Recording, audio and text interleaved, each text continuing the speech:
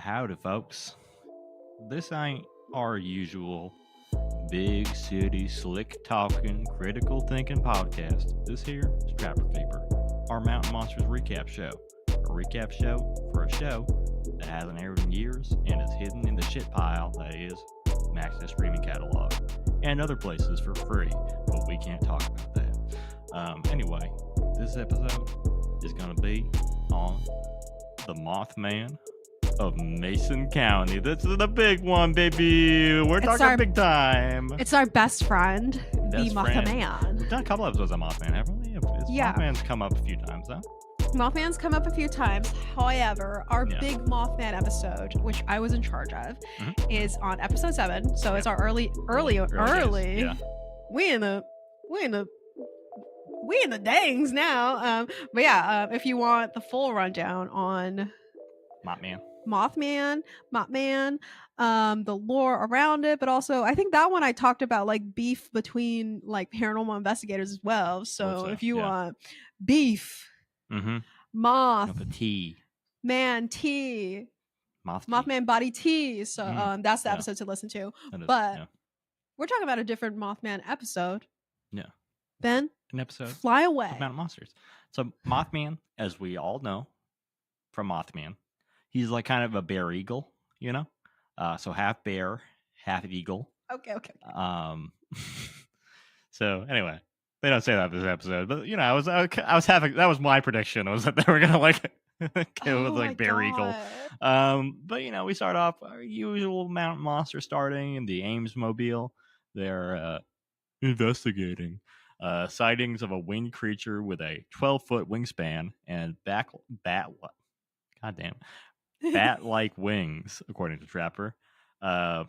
It's around 30 seconds after the intro that Buck name drops Mothman, which is a little gauche, if you ask me.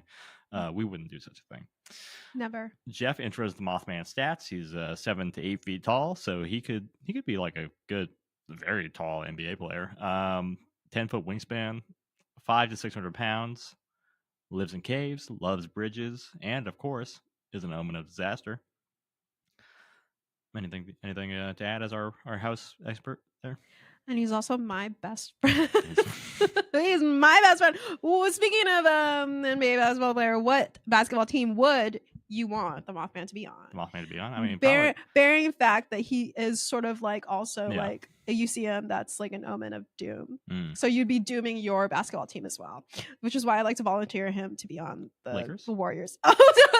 I was going to choose between the Lakers or the Warriors, but I was like, who do I want to hurt more right now? Are you anti-Warriors? I'm anti-California sports teams.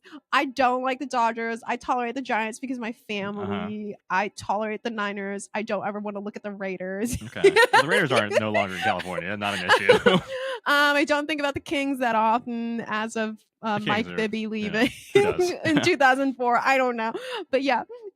Actually put Mothman on every single team except for the Dodgers because Ohtani's on there right now, and I allow Ohtani to make one choice at a time. I'm not a baseball person, but as far as baseball beef goes, you cannot spare the Dodgers the Mothman curse. I will spare them because Ohtani is there. If Ohtani moved to the Giants, I would spare the Giants. Okay? It's just I don't care for the Dodgers. Matter of fact, when I text someone the word Dodgers, I censor the word Dodgers. Good. All right, fair enough. And I know I've got blue hair, but it's not for the Dodgers. It's because it's Sonic the Hedgehog and it matches my brother's car. So it's pretty sick. I would put the Mothman on all California sports teams. What about you, Ben? What an own goal. I'll throw him on the Lakers. You know, that's I gotta go with it. I'm a basic Northern California boy. You know, I like to see I'd like to see us suffer a little bit. You know, matter of fact, I'm tired of us. Clone the Mothman. Put him on every team available. Just end sports. I don't know. Wait. Maybe not the Sharks. The Sharks. Maybe I'm okay with the NHL. Are you? Okay. So the San Jose Sharks are getting the pass. Yeah, maybe them, but you know they're literally on thin ice, dog. Ooh, all right, well this is it. That's it. All right, outro, folks. This episode. And then you forgot to say outro. This.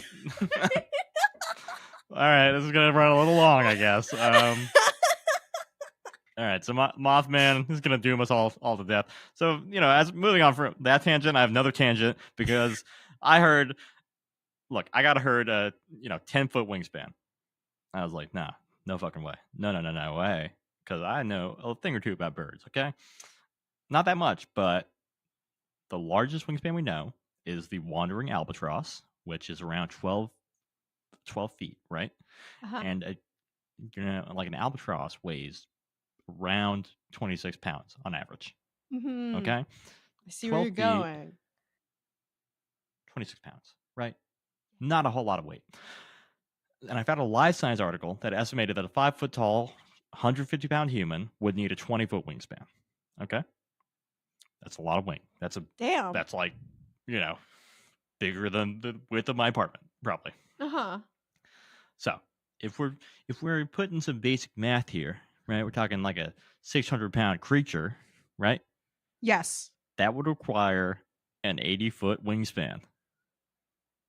Goddamn. For Jeff's thick ass Mothman. That's big as fuck. That's like 80 feet. 80 feet of wings. That's crazy. How much does Yao Ming weigh? Hold on. How much does Yao Ming weigh? He's not 600 pounds. I can promise you that. That's what I'm saying. Wait, thank you. 311. Okay. Yeah. 2 Yao Mings. Shaq weight. Not Shaw weight. Who the fuck is Shaw? 324. Yeah. Right? Okay. So yeah, two Shaqs or 2 Yao Mings, or a Shaq and Yao Ming combo. Yeah. So they're like holding on each other like this. They need what? 80 feet. 80 feet. Yeah. Of wing. One of them would need 40 feet of wing. Yeah. Well, no. Yeah. Or whatever. I don't know. I'm just because I made you. That's a lot. That's a lot, right? Is that not? So I just wanted to flag that because I feel like I've never considered the weight of the Mothman, but I haven't either. 600 pounds seems hefty. That seems like a big boy for Mothman. Why did I think that he just weighed like a regular person? I would assume because he flies, JD. Because he flies, it can't be that. It can't be that heavy. It's just not. We're assuming that the Mothman makes sense, Ben. It does. I mean, we both believe in Mothman. We know this. Like that's our friend. Yeah, I'm sorry. I'm sorry. I'm sorry. Friend of the pod. I'm sorry. He's right there right now. Are those wings I hear? Offended wings. He flew away. So, damn it. Jeff tells us about the Silver Bridge collapse, and that the Silver Bridge collapse was a display of the Mothman's powers as he landed on the bridge and he basically busted it down freak style, and he shook the whole bridge apart. That was basically what Jeff said. Which he was so thick. He was so thick, and he was shaking it so crazy style that the bridge broke apart, and like 40 people died. It's who up Mothman they man, you guys. Trapper says that the Mothman is their greatest challenge to their 0% success rate yet. He says that the creatures they deal with are animal type and on the ground, which fair enough. Yeah. Mothman, on the other hand, seems to have mystic powers. They've never dealt with bug type. Okay, this is not a gym they've been to. Okay. Yeah, exactly. So that's where I was going to. Obviously, I was thinking psychic bug potentially, like a little combo. So that would mean that they need like ghost or dark type to beat it. Right? Yes. Yeah. So the Ames boys pretty clearly outmatched because they have got 0 things, nothing in their roster. So they meet up with Crash, deer hunter, who has a recent first-hand account of seeing the Mothman, and is wearing a camo field jacket and an American flag bandana, and he's got a full Billy Goat beard. Crash was a character to me. Crash stuck out with me as witnesses. Go.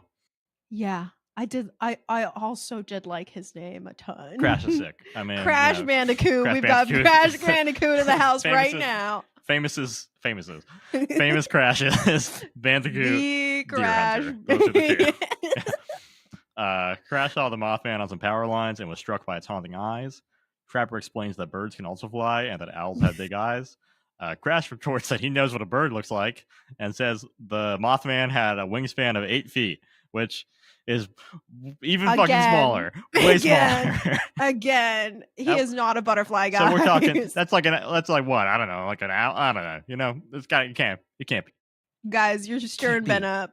600 pounds? No way. Crash takes the Ames team to where they shot the Mothman, and the microphones pick up the sound of his collection of earrings clicking together in the breeze. And look, the quality was not amazing, but it looked like a couple feathers, and I think it was like it looked like a jar, like a tiny, like kind of jar. Did you catch it? It seemed like an if I'm imagining the same exact thing, it seemed like something I would wear. I was just like struck by like the sound, because it like had like a little ASMR moment of just Crash's earrings. Just it was like a like somewhat artistic shot for the show too, of like Crash's the side profile of his head and like the earrings clinking in the wind as he described seeing the Mothman. He has an Etsy shop. He might, quite possible. Probably he's gone very patriotic in the last few years for sure. I don't know if you want to support Crash's business. Oh God. Crash says the Mothman made the sound of the power lines louder and that he was moving around like he was dancing. Somehow the electricity was doing something to him. Maybe it was charging him or something. So again, Mothman is a dancer, as we've learned in the show. I really was struck by the Mothman charging himself. It's an image. It's evocative for sure. Yeah. So Crash then describes himself as blind as a bat. Crash Bandicoot. He's blind as a bat without my glasses, but he says that he was still able to see the Mothman's eyes and watched as he teleported, dancing from spot to spot on the power lines. So Jeff is like, oh, he's probably been hypnotized by the Mothman, which is, that's the logical thing to assume. Yeah. A guy who just said he was blind and that he saw a shape Mothman healed him for 1 second. That's it. So, we're kicking into night one, and the Ames team decides to spend time around those mysterious power lines. The Buck humiliation ritual for the episode begins as they send Buck and Huckleberry to walk along the power lines. Huckleberry says he thinks the Trapper may have some sick exercise plan for you to Buck.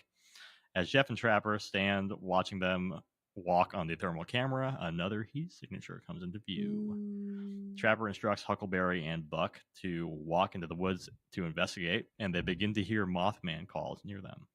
A glazed look crosses Buck's face, and Trapper says they needed to make a tactical retreat. They regroup, and Jeff expresses his worry that they may not be able to trap the Mothman because it's, quote, our first supernatural predator. As they walk towards the car, they wonder how they can possibly hunt such a creature. Suddenly, Buck turns back in slow motion. We're shown this 3 times, and then they zoom in on what appears to be 2 glowing Mothman eyes in the distance. Buck asks if anyone else sees the Mothman, and no one else does. But they point out that Buck is looking pale. Buck brushes it off, but they continue to trek to the car. Buck asks to hold on for a second before face-planting in the grass. The team revives Buck, removing his bandana to encourage circulation to his brain. Buck is disoriented, and they give him into their little buggy, and they ride off, leaving Jeff and Huckleberry worried about the impact of the investigation on Buck. The next day begins, and Willie and Wild Bill have been cooking up something in their lab, and I'm not just talking Walter White style. They pull up a collection of metal pipes. Willie explains that this trap will be different because containment is not the goal. Given Mothman's teleportation abilities, Willie has come up with a giant bug zapper. Let's fucking go. I fucking love this. This is my favorite trap, I think, so far. And I guess the logic is that, like, Mothman, he teleports, but he can't teleport through electricity, they say. Yeah, Ben, this is your favorite trap. Please explain it please explain it to the chat, because I was like, okay, I literally wrote that they believe that he can teleport. He's supernatural. He can teleport. They believe he is charged by electricity. So why? And yet they believe that they can trap him with electricity. Yeah, so I was like, it doesn't make any fucking sense. I sat there and I had to write it out with a lot of ellipses. Yeah. Because what? So Mothman gets attracted to the thingy, and right. It's a supernatural creature being. Maybe in some lore, it's like an alien from outer space. Do you? Yeah. A big ass bug zapper? The bug zap. I'm not saying that it made sense or was like a effective trap. Obviously, none of the show's traps are effective. Just take how, that back about my beautiful wife, the snare trap. Okay, sorry. The snare trap would totally work in like a cartoon or but I feel like there's just something so like it's a big bug zapper. Yeah, that's what struck me, because I think like all the kind of like, oh, it'll stop his psychic powers, electricity, even though we're also talking about him being electric powered, basically, like he can absorb power from electricity. Doesn't make any fucking sense. No. Yeah. Yeah. I loved it aesthetically, and like I love big versions of things. I like big versions of things. This could be a good roadside attraction. I could see this popping up in like somewhere in West Virginia, like world's biggest bug zapper. Come see it, and it's like almost got the Mothman. Yeah, and it looks just as shitty as it does in the show. It's like not like made to look more like a bug zapper or anything. It's just like a collection of metal pipes. This one's got actual moths in it. Yeah. But yeah, I just couldn't connect. I just couldn't figure out their explanation for it. Yeah, no, it didn't make any sense. Yeah. Wild Bill had some not really explanation. I guess he had a thought of the use case for this. You ever anybody eat moth? They're good eating, bro. I bet once we got them fried up in there. So the plan is, I think, to eat Mothman after they catch him. At least that's Wild Bill's aim. Oh God! So they think it's like catch, cook, eat, all in one with the bug zapper. Yeah. Mothman, I believe, has some sort of mind reading sentience power to him, according to some lore. Do you think Mothman, once he got into Wild Bill's mind, knowing that Wild Bill potentially wants to eat him, was like, I'm going to stay the fuck away, actually? That is kind of a deterrent for a Mothman, probably. Being inside Wild Bill's mind. It's like a... Do you think he's like psychic? Yeah, it's like that, like kind of like, you want to stand in my shoes? You want to walk around in my shoes? Try spending a minute in my mind. In his dark mind. Yeah. The Mothman was like, I'm fucking out. All right, I'm out, dude. I'm best as fuck, boy. I'm gone. I'm teleporting the fuck out of here. I'm instant transmitting somewhere else. I'm going, I don't know, California. I don't know. Yeah. So the trap is also powered by a very subtle and indiscreet like diesel generator, which was another thing where I was just like, how do you think this is gonna, like, you think Mothman's not gonna hear like a generator running to power it? Yeah, he's not gonna be like suspicious of that. This big ass trap. Like, I genuinely am like, listen, we sound like we're Mothman's best friends, and we are. I'm like, isn't Mothman kind of smart? Right, he's like psychic powered. That seems like, to me, I've associated psychic with like some kind of like, oh, smart. Yeah, he's got something up there. He's cerebral. You're not just gonna get him with a bug zap. He's not gonna be like fly into it and be drawn to a bug zapper. That's not part of the Mothman lore. You don't think that the Mothman knew what you were gonna do before you even thought you were gonna do it? Right, exactly. And as we know, it's a Beagle, so they should be using like a bear trap or something too. It's just sorry. Say that a little slower so that I can get the pronunciation. Beagle. Beagle. Okay. Beagle. All right. Yeah. TM. Meanwhile, the rest of the team, they had to interview witness number 2. But they're all concerned after the events of last night, and Buck is still visibly shaken and potentially in the Mothman's thrall, I think. The next witness is Mark, outdoorsman, who I think might just be Crash in a different hat. Mark was in the woods and saw a creature with red glowing eyes on a bridge. The creature was at least 7 feet tall. No doubt of the wingspan. The parallels of the Mothman being on a bridge, given the Mothman association with the tragic Silver Bridge collapse in the 60s, concerns everyone in the group. They arrive at the bridge in question, which is absolutely beat to shit, just absolutely busted.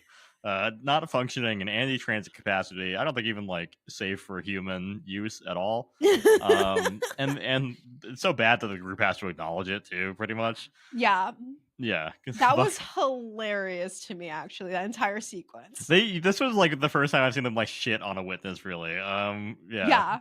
I love that this was just a guy that they're like, I do not believe you. They're like, fuck this guy, fuck him, wasting our time. Guy? We're still gonna put him in the show, but come the fuck on. Yeah, we gotta do one where we don't believe him. Yeah.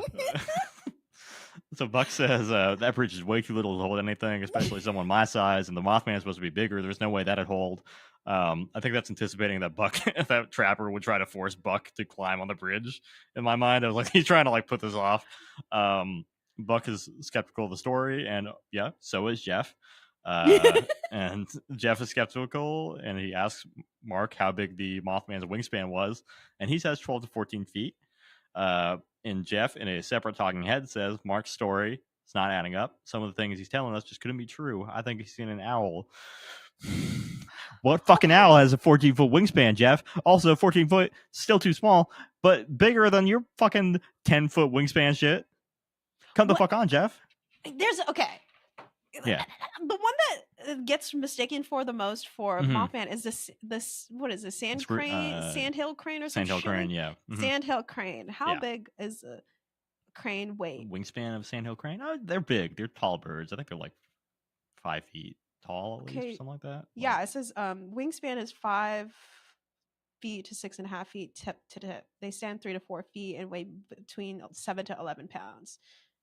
Yeah, they're big. They're big. Big birds. Full grown. I need a full grown. Yeah, it's still like 8 to 10 pounds. They're small. Yeah, I mean, it's a bird. Again, it's a bird. Things that fly are not generally super heavy. Like that's just.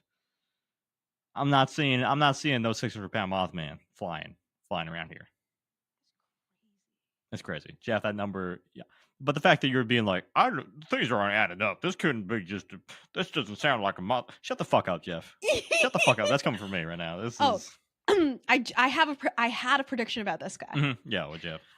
I don't have a prediction about the trap this time around because I was just like, I don't even understand the trap. Okay. So I personally was convinced that the Mark witness was like a red herring type thing where like it was gonna be like, oh, maybe not red herring, but like they don't believe him. But then later on in the episode, Mark's gonna call them and be like, he's here, and they go back to Mark, and Mark literally has the Mothman in his backyard, and they could have been like, we're sorry, we didn't believe you, Mark. Right, I thought that was fully gonna happen. Or like they drive away and Mark pulls up his mask and it's the Mothman. It was me, Mothman. Fooled him again. I literally thought they were gonna get a call from. Right. I thought they were gonna go come back. Yeah, I thought they were gonna have a returning thing, like where they end up at like witness number 3 had like good evidence, but turns out it was fake. But then Mark's been the real one all along. It was you all along, Mark. Right? Yeah, it was always you, Mark. It was always you. It's always supposed to be you. But Lisa, you're tearing me apart. But sadly not the case. So Trapper, apparently he's cooked up that a bridge is a requirement for the Mothman trap. But he also decides that the busted ass bridge in question, Mark's shitty, stupid bridge, is a waste of time. Bitch ass bridge. So it can't be considered as a trap site. So next they meet up with Jeremy, who has a video. So they crowd around the back of a pickup truck and use a strange sort of technology box of some type called a laptop to watch Jeremy's video. The video shows an old bridge, which, according to Trapper, is the setting of 90% of all Mothman sightings. And a shadowy blob moves on top of the bridge. I cannot see shit. It's in like the lower right corner. It is like a blob that kind of like moves on the top of the bridge. It's not, surprise, surprise. It's not the most impressive. Yeah, because I'm like, what were you supposed to see? Like, I think I put it up on brightness because I watched this on the other friend that we have. And I was like, maybe that's my problem, is that I couldn't see shit because of the video. But I don't think I would have been able to see shit regardless. Because like I saw the thing, but I also didn't know what it was. They were like, those are the eyes. And I'm like, where? It's like, so you can see, I get viewers, you won't be able to see this. There's a chair in the corner of my screen here. It's about like in that corner, like about that much of the screen, and it like kind of moves out of sight. That's basically that's it. Like a little blob is in the lower right corner of the screen, and it like walks away down the bridge, and you're like, all right, sure, interesting. Okay. So that's about what you see. So that's better than Mark. That's better than Mark. Fucking Mark. Fucking Mark. Fucking Mark, bro. God damn it. So Jeremy, veteran, rolls up on an ATV. He's wearing a camo tank top. They ask how he was able to capture such incredible footage, and Jeremy explains that he always has a strange piece of technology on him called a cell phone. So unlike Mark's dog shit story, Jeremy's checks out with the Ames boys, and they determine that this is the perfect location to place the giant bug zapper. The bridge in question is also closed to traffic. You can't drive on it, but it's also next to the replacement bridge, which made me wonder what would happen if Mothman decided to land on the other bridge that was right next to it. We never find out. Spoilers. Willie talks up Wild Bill's climbing expertise, which is a growing theme in the last 2 episodes. Mm-hmm. And we learned that Wild Bill's day job for the past 34 years, which I was like, whoa, that's is a lineman for a construction company, and he works 12 to 14-hour days. So, like, hard hand man status confirmed with Wild Bill. It's a lot of setup, because I know in my heart of hearts that we're going to see Wild Bill eat a lot of shit from heights in this show. They drop the pulley system into the trap and have to rappel down to retrieve it. They hoist the trap into the air, and it's ready to drop on the Mothman, which I guess is part of it as well, that it's going to drop on Mothman, right? That's crazy. Yeah, right. The trap also includes light to attract the Mothman because he's a Mothman. And also it illuminates the trap. So the plan is to make kind of a runway of torches that guide the Mothman towards the light and the cage. And then as the Mothman patches each of them in their torches, they're going to extinguish their torches, so they'll be drawn to the only remaining bright light. Just want to say, seeing a group of white hicks carrying torches is a slightly scary sight, for reasons. Recall a specific image in the last 10 years that we really, really have in the top of our minds. There's something in the zeitgeist that happened that was a little scary, but they're not tiki torches at least. So, this one, they're just trying to get the Mothman. They're just trying to get Mothman. That's okay. That's innocent enough. Willie, Wild Bill, and Buck are stationed up the hill. Jeff, Huckleberry, and Trapper are hidden near the bridge.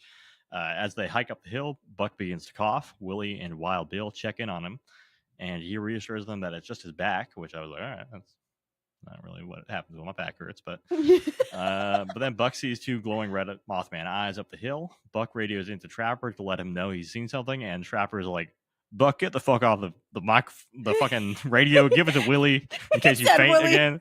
Willie, let me talk to you. Willie, let me talk to Willie for a minute.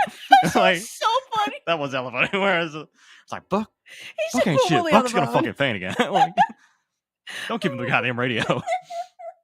So Team Willie light their torches to draw the Mothman in, and Willie and Wild Bill begin to show off their fire dancing skills. And then behind them, we see a pair of glowing eyes in the woods. Down the hill, Trapper and Huckleberry hear mysterious sounds. Willie sees the Mothman's eyes, and Trapper warns them to look down to avoid getting mogged by the Mothman.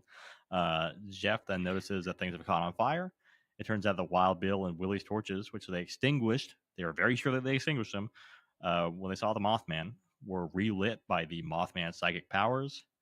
Ain't like no critter we been after before. Shit, brother, I can tell you that, Wild Bill says after they regroup. They head back towards the trap, but Buck begins to feel the psychic weight of the Mothman again. They bring him down to the buggy to sit down. As they settle Buck, the generators go off, and at the same time, the trap is activated. So they got him. The 2 trap activations in a row. Pretty good. They run towards the trap, but find nothing in there because the Mothman's psychic powers took the power out, and he was able to escape via teleportation and flight. Buck explains the frustration of capturing the Mothman, only to have it slip through their metaphorical fingers. We're always able to get to the bottom of everything else, but this is just unexplainable. So, much like Sun Wukong attempting to escape the Buddha's palm, the Ames team realizes that the otherworldly abilities of the Mothman and the supernatural world around them is vast and unknowable, and potentially they're just a small piece of this puzzle. Yeah. So what'd you think of this one? As friends of the Mothman. Yeah. I did like this episode because I feel like because of the Mothman episode that I did, I watched a lot of like Mothman content and all that stuff, and read a lot of like Mothman articles and all that stuff. This one, for some reason, even if it was like a decade ago, felt still very new to me in terms of the Mothman like sort of like story. They love to say that the Mothman has a portfolio, and that includes the bridge, right? Right. So I felt like it was so new to me still, and interesting that someone was going to try and trap the Mothman as like a concept, like a tangible thing. We're gonna catch the Mothman, right? Because there's the usual feel of like the Mothman thing is like, I'm going to catch evidence, I'm going to catch a photo of the Mothman and blah blah blah. So like that's the general feel of catching the Mothman, right? We have like the Bigfoot thing where it's like everyone's trying to kill Bigfoot, you know, that kind of thing. And then but the Mothman is like, we're going to get a picture of the Mothman, we're going to get a Mothman sighting, something like that. But to have like them being like, we're gonna trap the Mothman, Wild Bill's like, I'm gonna eat the Mothman kind of stuff. It's still like, who is doing it like that? No one is trying to catch the Mothman. That's the Mountain Monsters twist, I think, is that I feel like implied in them catching most things is like the idea that they're going to eat it. Oh my god. Well, I was not thinking of that one, especially for the next one. I'm a little hesitant on the idea of eating the next creature. There's some skunk eaters on the show. Allegedly. But I don't. Why would they eat a cryptid? Because they want they're gourmands, JD. They love to experiment. They love to try new. I don't think I want to eat the stinky one that we just covered. Well, look, the Wampus Beast is known to be stinky, but so is a skunk, and some that's of these gonna be extra gamey. I don't think you could cook the gamey feeling out of it. But yeah, like the concept of capturing the Mothman, because I feel like, like the Mothman is such a supernatural creature that I don't ever conceive of anyone like physically like, I'm going to like how do you contain the Mothman with its like, this is what they come to the conclusion of, is you cannot capture the Mothman. But they had to like try it out because fuck around and find out that you can't capture the Mothman. So it's like, even with all the Mothman shit going on right now and all the stuff that we have on the Mothman, it was very novel to have someone say, I'm going to capture the Mothman in this big old cage. I think that is definitely there. No one else is doing it like them on that front for sure. And I think like, as the resident Mothman expert, how frequently do psychic attacks factor in to Mothman interactions? I definitely was like, yo. I was like, damn, is Buck losing it? He's really being targeted and all that stuff. But like, I think like a lot of it is just the ominous feeling of the Mothman, right? And the Mothman chasing you down. Like, you have the general feeling of dread because of the Mothman, right? But I don't remember off the top of my head like the frequency of like psychic attacks via like the Mothman. I do know there's like some stories of like people encountering like the Mothman and then like knowing that he's in your brain, or like at least he's in there and he's like, he understands what you're saying. But like the like looking, like the one where who says it, like don't look at him in the eyes or something like that, right? I've never heard of that, like don't look Mothman in the eyes kind of thing. Because like the most dangerous one I know of the Mothman is literally the one where he was trying to take that baby from that one lady in her house, and the baby literally had to fight off the Mothman. The baby fought the Mothman off? No, the lady. Oh, okay. The mom. Bennett was an infant. Okay, I don't think. Listen, if I don't think. I think Mothman would have been captured by this trap if it was able to be fought off by a baby. But like I don't know much about the idea of the moth. Like, I think the Mothman thing that could maybe be like psychic is like its association with like Indrid Cold. So like maybe that's like, but that's like the more alien, like Mothman is from outer space, alien kind of thing, like narrative of it. But I don't think that they're at based that. On Mothman is not necessarily. Yeah. Like Mothman Expanded could maybe like psychically damage you or something like that. But the general Mothman thing, like at least from what I remember and know, is like, yo, he's giving you a sense of dread, and also he's really fucking big and like will chase down your car and attempt to take your baby, but you can fight him off kind of thing. Yeah. Okay. God. Yeah. Interesting. It was like this one.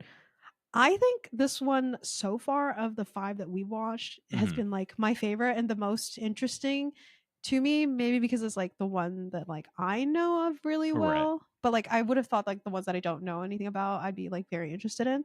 But Not the case. this one though, it really felt like to me, very innocent and like I don't want to say this one's innocent and childlike and sort of like the aspect of like we know that there's a monster, we're gonna go and catch it, and it felt like imaginative play with your friends during recess. Fair. Yeah, it's definitely like the bug zapper. I feel like it's very improv-y, very like free association of like Mothman, moth light, moth drawn to bug zapper. We got like you see where the connections are drawn there. They were doing jazz with their thoughts and ideas. Yeah. But this one was like my favorite. The sort of playing around in the Mothman lore, playing around kind of thing. And I think this one, I wrote this down. But where is it? Where did I put that? Did I not put it on this page? Hello. Oh, I put we're getting a beautiful look at the straight up bizarreness of mountain monsters, and if you think this is weird now, just you wait, baby. That's fair. Yeah, I feel like this is like kind of the first like thing where they're like, oh, we're like interacting with the monster. Like, we're getting psychically attacked. Right, Buck is being psychically attacked and kind of put into the thrall of the Mothman. Because a lot of the danger so far for them is like physical damage, right? Right. Willie's pigs have been attacked. Buck has slipped because of water in a pond, but right now, no, he's getting like he's been hypnotized. Psychic damage from the Mothman. Yeah, and it felt like at some points I was like, is Buck under the influence of the Mothman right now? That's what I was thinking. Speaking. Yeah, for sure. Yeah, I thought he was gonna go off and be like ruin the trap. Yeah, like that, Buck would be drawn to the light. Yeah, Buck zaps himself. Yeah, I can see that happening in the show. Buck instead of a bug zapper, it's the bug. Yeah, exactly. So it's like I was like, this was a nice like 5th episode. It got a little way weird, but not weird enough. And if you liked how weird it was, stick around and find out like that kind of thing. So I like this episode. Like so far, it's like one of my my faves. I agree. I think it might be my favorite so far. Yeah. I give it 4 out of 5 stars. Yeah. Minus 1 star because of fucking Mark wasting my time. You shithead. The fucking the wingspan thing, which it got to me a little bit. That wingspan thing really got you. Like, what if it's like bit. Okay, like would you let it get away with that concept if like Mothman was just like the wings are just an accessory? Like he can't fly? No, like he can fly, but he doesn't need the wings to do it. He doesn't need the wings to do it? Yeah. Why does he have the wing? Just for it's an fucking accessory, Ben. Yeah. Or would that even knock it down another star? Because you're just irritated. I mean, you're like, if it's an aesthetic kind of thing, like at least kind of like make it close enough. You're like, the chainmail is not right. The size of the sword is not right. It's giving cosplay if the Mothman can fly, but just has wings for no reason, just for aesthetic purposes. Yeah. So what if that was the deal? That just makes you madder. I mean, like the Mothman teleporting is already a bit much for me, you know? Yeah. I'm into the dancing though. I love the dancing Mothman. That was definitely a plus. Yeah. I love the idea of Mothman charging himself up on those little utility pole tower things and then just sort of teleporting by way of that. That's very interesting. Yeah. Yeah. I think and that when he destroys bridges, it's because he's also dancing. He's dancing. He's thick. Them Chiefs were clapping a little too hard. Yeah. Oh god damn it, Mothman! You don't want to see the Mothman's dance. Because that just means no coming back from that. London Bridge is falling down. You know what I mean? I love her. How come every time we come about? Oh god, Mothman. I think we'll see Mothman again, but we're gonna see some more creatures before that. We're gonna see Mothman again personally. We'll be hanging out with him later. Yeah. Thanks for listening, folks. This episode was produced by Ben and JD. All our music is provided by Yager Frank. If you like the show, tell a friend. If you don't, tell an enemy. And just like them cryptids, we'll catch you again later.